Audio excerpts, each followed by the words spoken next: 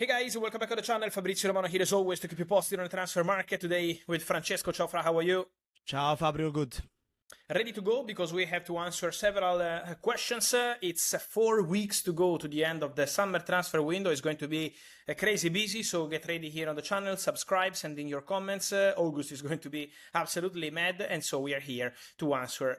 Yes, and let's start with something that just was announced because Mauricio Pochettino stays at the US national team and will sign a new contract until 2030. Yeah, and it's a news we expected. Pochettino is staying with the US men's national team. It's part of this managers domino as usual after the World Cups. There is always a lot of movement among the biggest national teams and not only. So there is always many things happening. We told you about Roberto Mancini and Italy. We told you about Jurgen Klopp in Germany, Zinedine Zidane in France, Jorge Jesus in Portugal. So many things are changing in terms of coaches. And now also Mauricio Pochettino, who decides to stay, who decides to continue contract until 2030. So he will lead the US men's national team also into the World Cup 2030, and it's going to be an exciting project because they did very well at the last World Cup, and so Pochettino stays. Today again many questions on Ferran Torres and his future.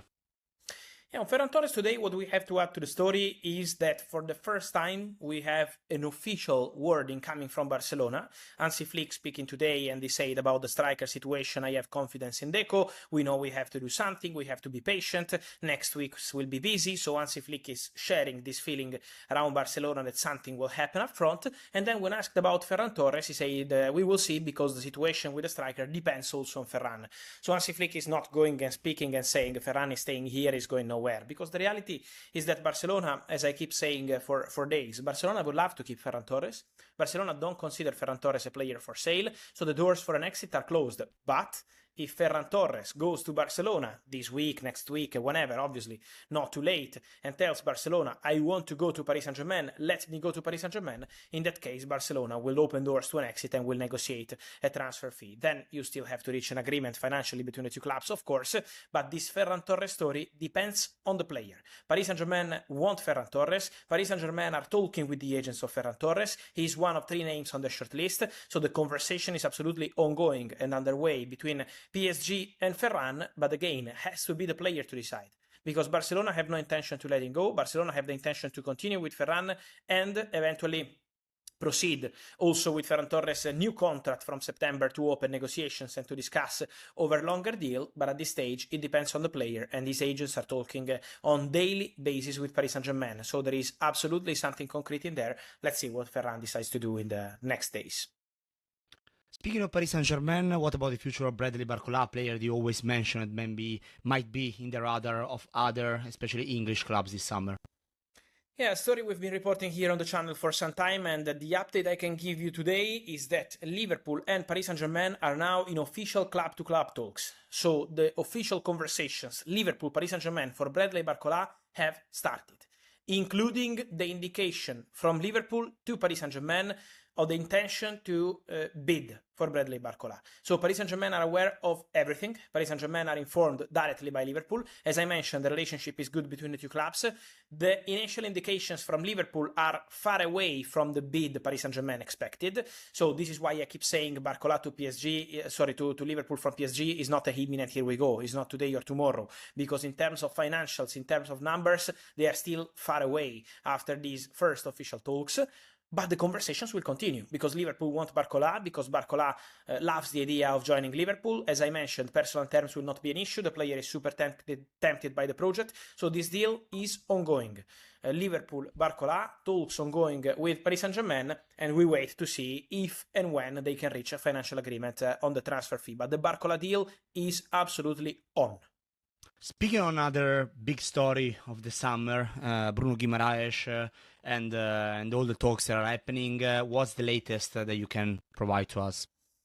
Yeah, I mean, recently I would say in general in the transfer market in terms of brief, we are seeing several things and it's part of the game. I respect that when there is a director talking, a club briefing something, it's part of the game. They obviously want to control the narrative and I absolutely understand that, but I can guarantee that Newcastle and Arsenal have been in talks for Bruno Guimaraes for some time.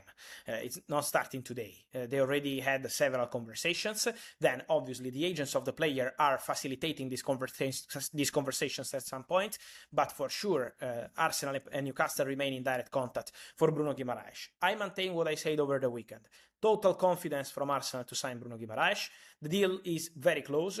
Newcastle already started to work on replacement, involving also the new coach, Matthias Gisle, in these conversations. So Matthias Gisle is already talking to Newcastle directors to indicate which player could be the right player to replace Bruno Guimaraes, because they know that this deal with Arsenal is very close. Then we still have to wait for the final steps, for the final agreement, and for the here we go. Could be any moment, because this conversation is really at the final stages. Arsenal are very confident on this one, and so Bruno Guimaraes, who has an agreement on personal terms with Arsenal, it's been the case for a few weeks, and so Bruno is only waiting for the transfer to happen. But we had several reports on Friday, on Saturday, on Sunday, deal done, deal closed, the medical on Monday. That's still not the case, but the deal is at very advanced stages, and it's not starting the negotiation today, I can guarantee that. There were some rumors in the last days about Kevin De Bruyne and the possibility to join Inter Miami. We know Inter Miami just unveiled basically last week Casemiro's new signing. So is that something that can potentially happen, or is not happening? Yeah, I wanted to clarify something on this one, because we are getting many questions, obviously. It's Kevin De Bruyne, one of the best in the world, and then Inter Miami, always with an exciting project. But my understanding on this one is that there is absolutely nothing between Kevin De Bruyne and Inter Miami. No interest, no negotiations, no conversations, apart from the appreciation they can obviously have for a fantastic player like De Bruyne. There is nothing underway between Inter Miami and Kevin De Bruyne, also because in midfield they already did several things over the recent months and years. As you mentioned, Casemiro already made his debut, and then there is Rodrigo De Paul. They have several players in that position, and also obviously they are completely different from Kevin De Bruyne, but in terms of also of spots in the squad is not something they're looking at. They also were linked with a move for the Colombian former Liverpool Plate player Juanfer Quintero as a possibility to join Inter Miami, but also in this case I'm told it's not true. Inter Miami are quite happy with the squad they have. They could make some additions over the next weeks. In the MLS it's been I would say busy this summer with the arrivals of some superstars like Robert Lewandowski, but at the moment the understanding is that with Inter Miami and De Bruyne there is nothing, and now it's going to be on Napoli and Kevin De Bruyne to continue their conversations and try to continue together after a difficult first season with an injury,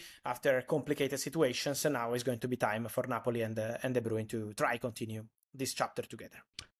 Fabri, I don't know if you have other things happening that we can tell right now, otherwise we close it here for today. Attentive to the situation of Cuti Romero, the Argentinian defender, because Inter are on it. There are more clubs keen, so I think there could be movement around Cuti Romero in the next days, eventually weeks, but for sure around Cuti Romero there is movement, and I still expect him to leave Tottenham in this summer transfer window. So I think we said it all. Guys, thanks as always for being part of this video, and remember to like this video, to turn on the notification bell, to subscribe to the channel, and we see you soon.